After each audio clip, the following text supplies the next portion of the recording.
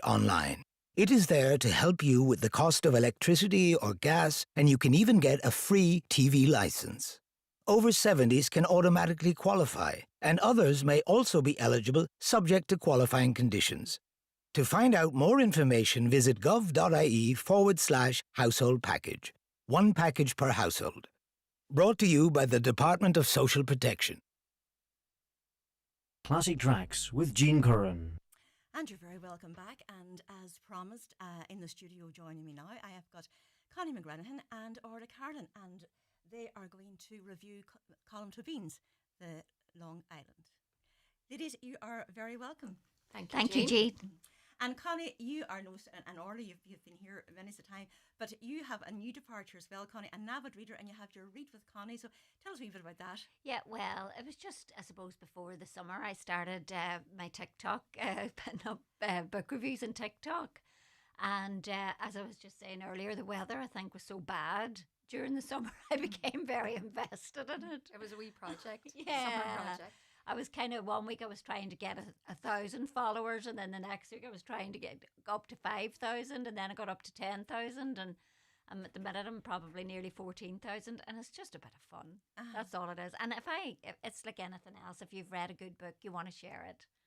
So it's nice to share it, and you do get feedback. You know, you get other people. You really are passionate about books, so it's great that it's a channel to kind of do that. And you're talking to like-minded people. You know, they come on and they say, "Oh, I enjoyed that," or "I didn't enjoy it," or "It's interesting." Share their recommendations with you too. Exactly. Oh God, I have to give up work. Just keep reading all these books. Fantastic. Now I'm going to ask you, Connie, just to move either slightly to your right, because we can't see your lovely face. Yeah, that's much better now because I can see you now. Oh, lovely. So we're here to review Colm Tóibín's Long Island, and it's a sequel, or maybe it's not a sequel, according to Tóibín himself, Tóibín, of Brooklyn. So the first thing I'm going to say to you, Connie, do you think you have to have read Brooklyn to read and enjoy Long Island? No, I don't think you need to have read Brooklyn, but it definitely helps, you know, because this book, once again, does centre around Ailish, who was the main character in Brooklyn.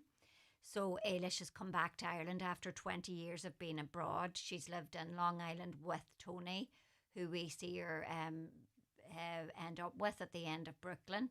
So it centres around all those characters again. So I do think it will benefit you to have read it. But if you haven't read it, it's no harm.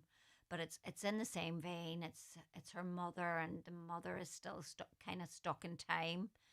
And it just goes on in the story, you know, how her and Tony are living, how they have lived their lives in New York and Long Island, and they have gained 2 children. And she's also gained a huge Italian family, or a very close-knit Italian family, of which she doesn't really feel part of, even after 20 years. They're quite domineering, a domineering mother-in-law, and, you know, so I'm kind of going off on one here. But no, I do. I think you would benefit from having read Brooklyn before, but it's very much in keeping with it. Mm-hmm. And the storyline, it starts off really with a bombshell, or like you know, you're straight into the action, and the drama is set, so you know that something's going to happen after that. So the plot at the beginning, and this baby.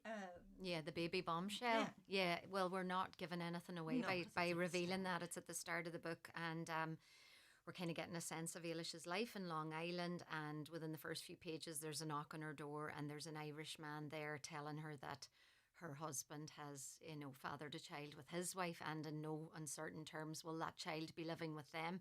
The child will be left on Ailish's doorstep. And obviously she's very shocked and upset by the news. But we do see a side of her character that comes through in the next couple of chapters, where she really is strong-willed. She tells Tony, by no means am I rearing this child. This is your mistake, your baby. And, you know, I have reared my 2 children, and I can't do this to them, and I won't. And I suppose she sort of forces him into a corner a bit, but eventually, I suppose what happens is the mother's 80th birthday is going to be happening in Ireland, and this is a nice way out for Ailish to sort of get out of the situation, clear the head, and go back to Ireland. and that's arranged with the help of Tony's well-off brother Frank, who kind of appears in the story a few times. He's quite well off, and he gives her the money to go, and he's actually arranging for the daughter as well, Rosalia. I'm going off now, sidetracking as well, but he's arranging for Rosalia to go to college as well. So she is quite reliant on Frank as well. But this enables her to go to Ireland, and therein starts the new story of, you know, as Connie said, going back to the mother, the cranky, cantankerous mammy, and I suppose going back in time and things haven't really changed at all. The mother still has the same wallpaper on the walls and the same mattress on her childhood bed. Same washing machine. Yeah, yeah. Mind you, that's probably my house. 20 years. So the characters, Eilish has certainly matured, and she's a lot more sophisticated now than she would have been in the first book. And I suppose the story at the beginning is told through her eyes, but the other two characters, well, Nancy and Jim, we get a lot of what happened in Brooklyn through them, Connie. Yeah, absolutely. The story, I suppose, the narrative is told between the three main characters, Nancy, Jim and Eilish.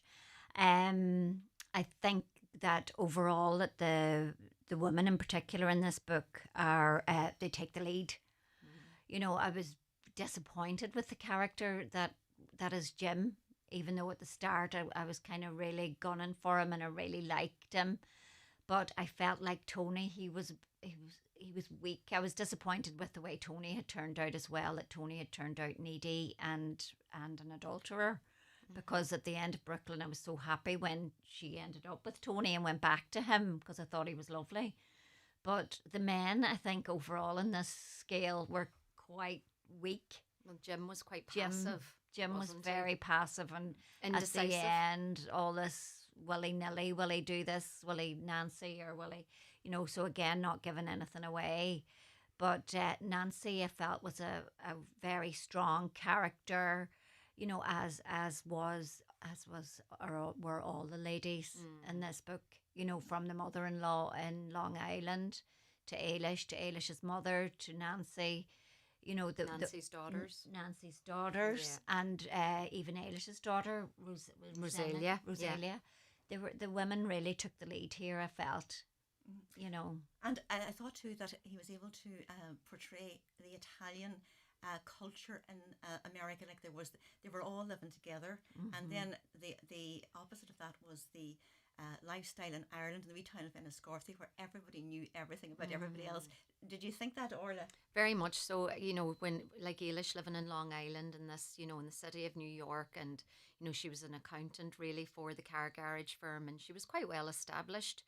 But on arrival back to Ireland, nothing had really changed for her. It was like going back in time, and that kind of small-minded, small-town mentality where everybody knew everybody's business.